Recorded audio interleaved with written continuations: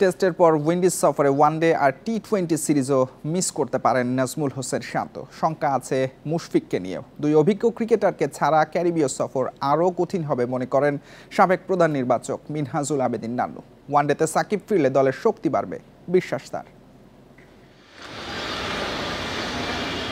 উইন্ডিজে সতীর্থরা ব্যস্ত টেস্টের প্রস্তুতিতে, অন্যদিকে চোট সমস্যা নিয়ে নাজমুল শান্তর আনাগোনা হোম অফ ক্রিকেটে। আক্ষেপে পড়ছেন দলের সাথে থাকতে না পারার। শঙ্কা আছে ওয়ানডে ও টি-20 সিরিজও মিস করবেন শান্ত। মুশফিকও ভুগছেন চোট সমস্যায়, টেস্টের পর ওয়ানডেতেও অনিশ্চিত। এমনিতে ব্যাটিংয়ের বাজে অবস্থা, তার মধ্যে শান্ত মুশফিক না থাকা চিন্তা বাড়িয়েছে। শান্ত ক্যাপ্টেন নেই, এটা তো বিগ ব্লো টিমের জন্য, এবং তার চেয়েও বেশি হচ্ছে আমাদের one of the experience player Mushfiq নেই। তো এটা তো অবশ্যই চিন্তার কারণ হবে। তারপরে যারা সুযোগ পাবে ওদের জন্য একটা বিরাট প্ল্যাটফর্ম। আবুধাবি টি-10 নিয়ে ব্যস্ত সাকিব, জোর প্রস্তুতিও নিচ্ছেন মাঠে নামতে। নির্বাচকরাও নজর রাখবেন তার পারফরমেন্সে। উইন্ডিজের বিপক্ষে ওয়ানডেতে সাকিব ফিরলে দলের শক্তি বাড়বে। Shakib one of the greatest cricketer এই দেশে, এবং খেলা নিয়ে ওর সাথে কোনো রকম কোনো কোয়েশ্চেনে আসে না। তো ও সবসময় কিন্তু একটা দলের জন্য একটা অলরাউন্ডার থাকে, একটা গ্রেট প্লেয়ার সাথে থাকা, এই এক্সপিরিয়েন্সে কিন্তু বিরাট। সিলেক্টরে যদি মনে করে যে এটা ওকে অ্যাভেলেবেল ব্রড সিরিজগুলিতে পাবে, যদি খেলতে পারে তাহলে এটা তো অবশ্যই ভালো হবে। এনসিএল টি-20 দিয়ে ক্রিকেটে ফিরছেন তামিম। বিপিএল মূল লক্ষ্য। জাতীয় দলের হয়ে চ্যাম্পিয়ন্স ট্রফি খেলবেন কিনা তা যদি কিন্তুর ওপর নির্ভর করছে। তামিম কিন্তু আন্তর্জাতিক মাত্র শুরু করছে, যে এনসিএল এর যেটা টি-20 শুরু হচ্ছে, ওখানেও কিছু ম্যাচ খেলবেও। তো সেই হিসাবে ও নিজেকে প্রস্তুত করুক, তারপর সিলেক্টররা চিন্তা করে এটা নিয়ে আগাবে।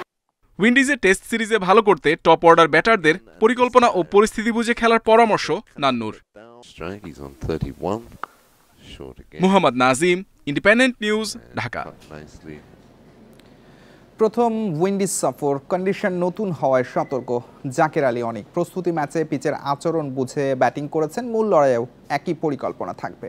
এদিকে সদ্য টেস্ট অভিষেক হওয়া আরেক ব্যাটার মাহিদুল অঙ্কনও প্রথম উইন্ডিজ সফর নিয়ে রোমাঞ্চিত। দুদিনের ম্যাচ প্রস্তুতির জন্য যথেষ্ট নয়, তারপরও ব্যাটে বলে আত্মবিশ্বাসের রসদ মিলেছে। হাসান মুরাদ হ্যাট্রিক করে একাদশে সুযোগের অপেক্ষায়। পেসারদের পারফরমেন্সও ভালো। প্রথম দিনে অনিক অঙ্কনের জুটি ছিল আশা জাগানিয়া। দুজনেরই 40-এর ঘরে স্কোর। অ্যান্টিগার কন্ডিশন সম্পর্কে কিছুটা ধারণা হয়েছে অনিকের, নিজের প্রথম ক্যারিবীয় সফরে ভালো করতে মুখিয়ে। উইকেটটা কীরকম বিহেভিয়ার করতেছে ওইটা সম্বন্ধে জানা।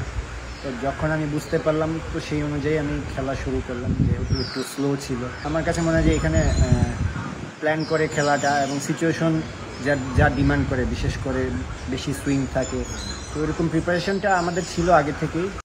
সাকিব না থাকায় ভারসাম্য রাখা কঠিন। মুশফিক নেই চোটের কারণে। 5 থেকে 7 এই 3 পজিশনে কারা খেলবেন তারই অপেক্ষা। মাহিদুল অঙ্কন অন্যতম অপশন। সবশেষ সাউথ আফ্রিকা সিরিজে টেস্ট অভিষেক হয় অঙ্কনের, সেই স্মৃতি রোমন্থন করলেন।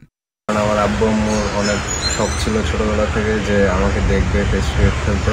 অ্যান্টিগার ভিপ রিচার্ডস স্টেডিয়ামে প্রথম টেস্ট শুরু 22 নভেম্বর। এই ভেন্যুতে 43 রানে অল আউটের লজ্জা এখনও তাড়িয়ে বেড়ায়। সম্প্রতি ব্যাটিংয়ে যে দুর্দশা, তা কাটিয়ে ওঠার চ্যালেঞ্জ টাইগারদের সামনে। সাইদ সাদি, ইন্ডিপেন্ডেন্ট নিউজ। স্বাধীন বাংলা ফুটবল দলের অধিনায়ক জাকারিয়া পিন্টুকে শেষ শ্রদ্ধা জানিয়েছে ক্রীড়াঙ্গন সহ সর্বস্তরের মানুষ। মোহামেডান ক্লাব, বাফুফে আর প্রেস ক্লাবে জানাজা শেষে রাষ্ট্রীয় মর্যাদায় মিরপুর বুদ্ধিজীবী কবরস্থানে দাফন করা হয় এই কিংবদন্তিকে। যে ক্লাব তাকে নায়ক থেকে মহানায়ক বানিয়েছে, সেই মোহামেডান ক্লাবে শেষবারের মতো এলেন জাকারিয়া পিন্টু। ওয়ান্ডারার্স ক্লাব থেকে সাদাকালো জার্সিতে যোগ দেওয়ার পর আর কখনোই দল ছাড়েননি। পুরো ক্যারিয়ারে এমন কোনো ঘরোয়া শিরোপা নেই যেটা পিন্টুর অধীনে জেতেনি মোহামেডান। সকালে মতিঝিলের ক্লাব প্রাঙ্গণে ছোট্ট একটি মঞ্চে রাখা হয় জাকারিয়া পিন্টুর নিথর মরদেহ। শুরুতেই ঢাকা জেলা প্রশাসনের পক্ষ থেকে গার্ড অফ অনার।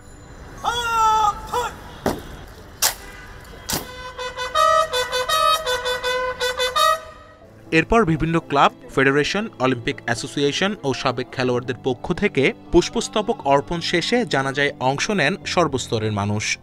উনি ঢাকা মোহামেডানের ক্যাপ্টেন হিসাবে আগা খান গোল্ড কাপে শ্রীলঙ্কাকে হারিয়ে চ্যাম্পিয়ন করেছে। স্বাধীন বাংলা ফুটবল দলের তিনি নায়ক ছিলেন।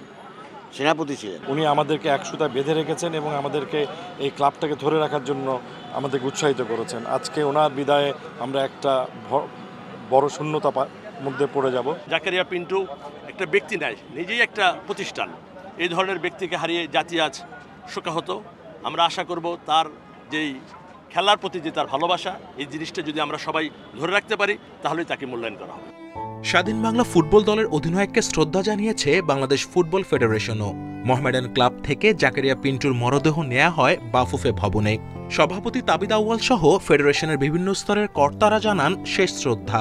উনি ইন্তেকাল করেছে ঠিকই, কিন্তু ওনার যে শিক্ষা, ওনার যে চেতনা, ওনার যে মূল্যবোধ যেগুলো আমরা শিখেছি, ধারণ করেছি, এখন আমাদের দায়িত্ব থাকবে যে উনি যেন আমাদের কর্মের মাধ্যমে অমর হয়ে থাকে। স্বাধীনতা পুরস্কার, জাতীয় পুরস্কার সহ অসংখ্য পুরস্কার পাওয়া এই ফুটবলারের শেষ জানাজা হয় প্রেস ক্লাবে। এত বড় ফুটবল ব্যক্তিত্ব বাংলাদেশের ইতিহাসে আর হবে কিনা, কারণ মুক্তিযুদ্ধ যে আমাদের গৌরবের জিনিস, সেই গৌরবের অংশীদার এবং গৌরবময় অংশ সে। সর্বস্তরের মানুষের ভালোবাসায় সিক্ত হয়ে পিন্টুকে রাষ্ট্রীয় মর্যাদায় দাফন করা হয় মিরপুর বুদ্ধিজীবী কবরস্থানে। ভবিষ্যতে তার অর্জন তরুণ প্রজন্মের কাছে তুলে ধরতে উদ্যোগ নেয়ার কথা জানিয়েছে মোহামেডান ও বাফুফে। Kamrul Hasnat, independent news, Dhaka. বিশ্বকাপ বাছাই পর্বে কাল কনমেবল অঞ্চলের 12তম রাউন্ডের খেলা। মাঠে নামবে দুই জায়ান্ট আর্জেন্টিনা ও ব্রাজিল। পেরুর বিপক্ষে জিতে বিশ্বকাপ স্পট নিশ্চিত করতে চাইবে আর্জেন্টিনা। ম্যাচ শুরু সকাল 6টায়। অন্যদিকে উরুগুয়ের বিপক্ষে লড়াই কঠিন হবে ছন্দ হারানো ব্রাজিলের। 6:45 মাঠে নামবে এই দুই দল। বাছাই পর্বে সবার ওপরে আর্জেন্টিনার অবস্থান। কনমেবল অঞ্চল থেকে পরবর্তী বিশ্বকাপ খেলা নিশ্চিত করতে আর মাত্র একটি জয় প্রয়োজন আকাশী নীলদের। বিশ্ব চ্যাম্পিয়নদের সবশেষ ম্যাচটি ভালো যায়নি, হেরেছে প্যারাগুয়ের কাছে। পেরুর বিপক্ষে লড়াইয়ের আগে অনুশীলনে মনোযোগী মেসি। দলের 5 জন গুরুত্বপূর্ণ খেলোয়াড় ইনজুরিতে, ছন্দে নেই লাউতারো আলভারেজ।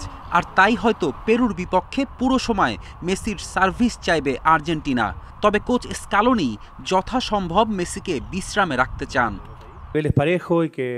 লিওর বিষয়টি ভিন্ন, সে সব সময় খেলতে চায়, কিন্তু কিছু সময় তাকে বিশ্রাম দিতে পারলে সেটি হবে সবচেয়ে ভালো। ওর মতো ফুটবলারদের ছন্দ ধরে রাখার জন্য মাসে 2-3টি ম্যাচই যথেষ্ট। এবারের বাছাই পর্ব ভালো যাচ্ছে না ব্রাজিলের। 11 ম্যাচে 4 হার, রয়েছে পয়েন্ট টেবিলের 4 নম্বরে।